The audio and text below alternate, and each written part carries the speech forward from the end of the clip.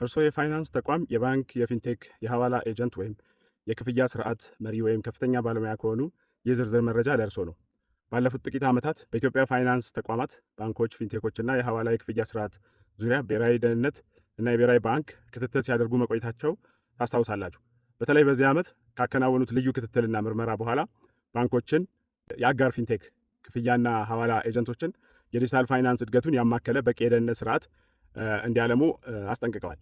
በከፍተኛ ፍጥነት እየጨመረ ለመጣውም የህገወጥ የገንዘብ ዝውውር እንዲከላከሉና ይህ ካልሆነ በቀጣይ ከፍትህ ተቋማትና ጸጥታ አካላት ጋር በመሆን የህግ ተጠያቂነት ሊያስከትሉ እንደሆነም አቅደዋል። ባለፈው ሳምንት መጋቢት 25 ብሔራዊ ባንክ በድጋሚ 23 የሚሆኑ ተዘርዝረው እንደምታዩቸው የሐዋላ ኤጀንቶችን ህገወጥ ናቸው ብሏል። ከ4 ወር በፊት በታህሳስ 2018 እንደምታስታውሱት የ22 የውረደ ስፖርት ቤቲንግ ድርጅት ፍቃድ በብሔራዊ ሎተሪ ሙሉ በሙሉ የታገደ እንደሆነ ታስታውሳላችሁ። በወቅቱ የብሔራዊ ደህንነት መረጃ ገልጾት እንደነበረው በእነዚህ የውረድ ድርጅቶች በተለይ የሐዋላ የክፍያ አመቻች ፊንቴኮች አማካኝነት ከ100 ቢሊዮን ብር በላይ የመንግስት ገቢና የሀገር ሀብት መሸሸጉን ይፋ አድርጎ ነበር። ይህ መረጃ በኢትዮጵያ ዘይቤ የጥሞና አስተውሎት ወይም ፋይናንስና ቴክኖሎጂ ግንዛቤ ማካፈያ ገጽ ነው፣ ሲሙሌት ማድረጊያ ገጽ ነው።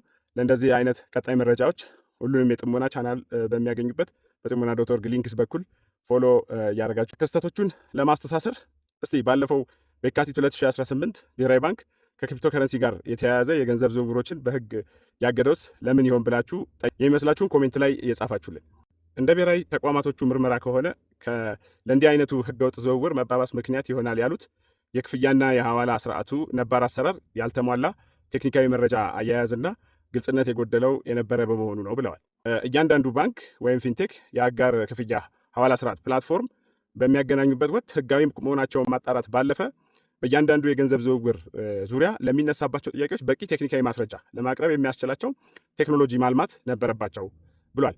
እንደ ተጠቃሚ ብዛት፣ የፕላትፎርም ውበትና ፍጥነት ያሉ ለዲጂታል ፋይናንሱ ትልቅ የቁጥር ስኬቶች መሆናቸውን ቢያምኑም ከግማሽ በላይ የሚሆኑት የደህንነት የቁጥጥር መስፈርቶች ሴኩሪቲ ኤንድ ሬጉሌተሪ ክፍተት እንደነበረባቸው አመልክቷል።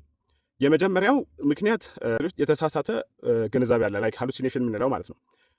የፕላትፎርም ዝና በደህንነት ተቋሞች የተገለጹት ጥሩ በዲጂታል ፋይናንሱ ጥሩ ውጤት ናቸው የሚባሉት ነገሮች እንደ ሽፋን በመጠቀም ከተጠያቂነት ለማምለጥ ብሔራዊ ባንክ ወይም የፋይናንስ ደህንነት ተቋማት አያተኩሩብኝም የሚልም አስተሳሰብ አለ።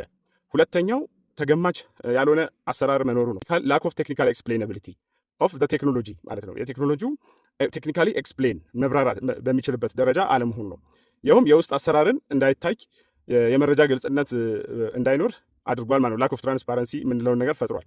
የብሔራዊ ተቋማቱ ቴክኖሎጂን የታጠቁ እና በቅርበት እየተከታተሉ ከመሆናቸው አንጻር እንደዚህ አይነት ስህተቶችን በቀጣይ የኢትዮጵያ ሁኔታ ጋር ሲታይ ከፍተኛ ተጠያቂነት የሚያስመጣና ሊታለፍ የማይቻል ነው ማለት ነው። ሌላው እንደ አንድ ምክንያት ነው እንደተባለውም የፋይዳ መታወቂያ ስርዓት ሙሉ በሙሉ ባለመተግበሩ ነው። በአዋጅ ቁጥር 1284 2015 በተደነገገው መሰረት የፋይዳ መታወቂያ የምርጫ ጉዳይ አይደለም፣ ግዴታም ሆኗል እና በዚህ አጋጣሚ ሁሉም አሴቱን ከዲጂታል ከፋይዳ ጋር ማያያዝ ይኖርበታል የሚለውን አሳስበው የብሔራዊ ባንክ ቀድሞ በሚሰራበት መንገድ ሳይሆን አሁን ሱፕቴክ በሚባል ሱፐርቫይዘሪ ቴክኖሎጂ የተደገፈና የፋይናንስ ስርዓቱን ጤናማነት እያንዳንዱ ትራንዛክሽን ምንጩና ወዴት እንደሚሄድ ህጋዊነቱን ይሄ ሎጂክ ፕሩቨረንስ የምንለውን በአጠቃላይ የአሰራር አመክንዮ ምንጭ የሚመረምር መሆኑን ገልጸዋል። ምንጩ የማይታወቅ ገንዘብ ካስተላለፉ ለህብረተሰቡ ለዲጂታል ፋይናንሱ የክፍያ ስርዓት አጋር ወይም ኤጀንት ሊሆኑ አይችሉም። ይልቁንስ ቀይ መስመር ያለፈ ያልተገባ ክፍያ ስርዓት ወይም ፓሲቭ አግሪጌተር የምንለው ነው ተብለው ነው ሌብል የሚደረጉት። ብሔራዊ ተቋማቱ እንዳሉት ከሆነ የጠፋው ሀብት ወይም ከሀገር የተሰደደው 100 ቢሊዮን ብር የሚደርስ ሀብት በአጋጣሚ የሆነ አይደለም ነው የሚሉት። የሐዋላና የክፍያ ስርዓቶቹ ፕላትፎርም አቅራቢዎቹ ግልጽነት የጎደለውና ህገወጥ ወይም ክሪፕቶ ቴክኖሎጂ የሚጠቀሙ በመሆናቸው መረጃው የተደበቀ ስለሆነ የተፈጠረ ነው የሚል ነው። ታዲያ መፍትሄው ምንድን ነው ትላለህ ካላችሁኝ፣ የመጀመሪያው ብሔራዊ ባንክ መመሪያ የኦኤንፒኤስ ቁጥር 10 2025 የወጣውን የቴክኒክ ዝርዝር ማስረጃ ልውውጥ ወይም ፔይመንት ሜታዳታ ጌትዌይ መመሪያ እንደሚጠቁመው መፈጸም ነው ማለት ነው። ምን ማለት ነው? እስካሁን ያነሳናቸው ጉዳቶችና የወደፊት ስጋት ለመቀነስ ለማስወገድ ወደፊትም ይሄን መመሪያ በተለይ አርቲክል 7 ወይም አንቀጽ 7ን ቅድም ካልናቸው እንደ ሽፋን ከሆኑ ስኬቶች ዲጂታል ፋይናንስ ስኬቶች ባሻገር የክፍያ ዝውውር ስርዓቱ ግልጽነት በሚያሳይ ሁኔታ ዝውውሩን በቴክኒካዊ ማስረጃ ሜታዳታ መደገፍና ማብራራት ያስፈልጋል ማለት ነው። ስለዚህ በቴክኖሎጂ ትግበራ ጊዜም ዝርዝር ማስረጃ ያለው ዝውውር ሜታዳታ ሪች ሴትልመንት አከናውኖ ማረጋገጥ ያስፈልጋል ማለት ነው። ከሶስተኛ ወገንም ጋር ያለው ቁርኝት ይሄ ሰርድ ፓርቲ ፓርትነርሺፕ የምንለው ቲፒፒ ኤፒአይ በምናገናኝበት ጊዜ ይህንን ነገር ሜታዳታ ሪች ሴትልመንት የማይፈጽም ከሆነ ወደ ትግበራ እንዳይገባ ማድረግ ወይም ያለ ካለ ማቋረጥ ያስፈልጋል ማለት ነው።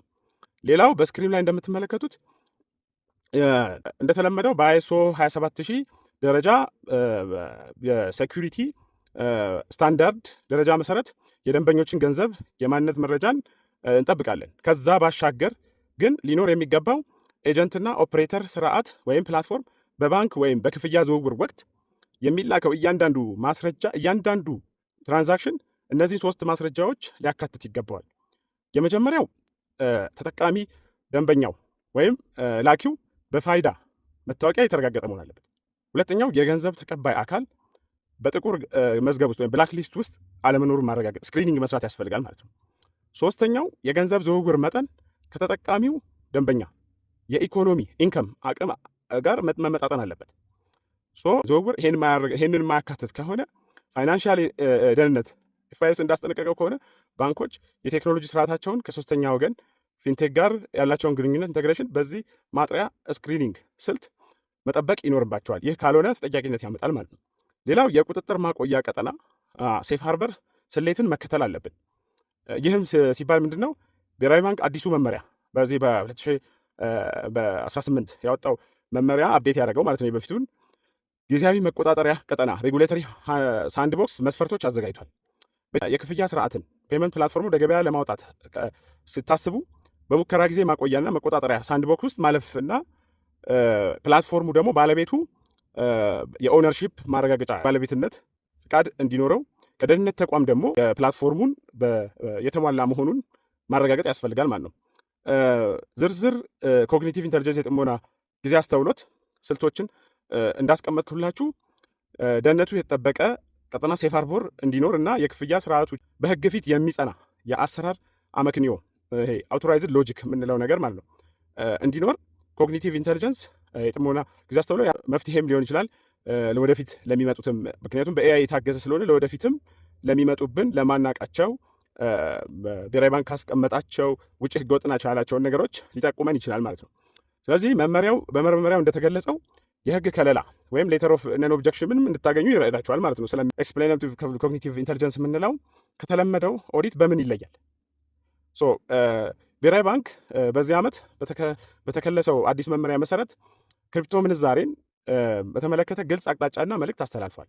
ከክሪፕቶ ስርዓት ጋር በተያያዘ ለመቆጣጠር ጭምር የሚያስችለው ቴክኖሎጂ ኢምፕሊመንት ለማድረግ ስርዓት ለመገንባት እየሰራ ነው። ቴክኖሎጂው ራሱ ነገሮችን ያከናወነበትን ሁኔታ ማስረዳት በሚችልበት ሁኔታ ኢምፕሊመንት ማድረግ አለባችሁ ማለት ነው።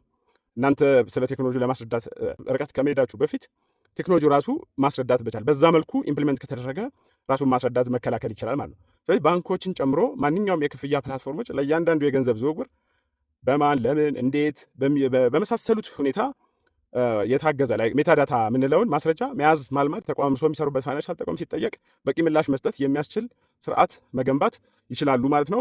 ከከፍተኛ ችግርም ራስን መከላከል ይቻላል። ለዚህም የጠቆምኳችሁ ስልት ዝውውሮቹን ከመለየት ባለፈ ለተቆጣጣሪው አካል በዝርዝር ለማስረዳት ያግዛል ማለት ነው።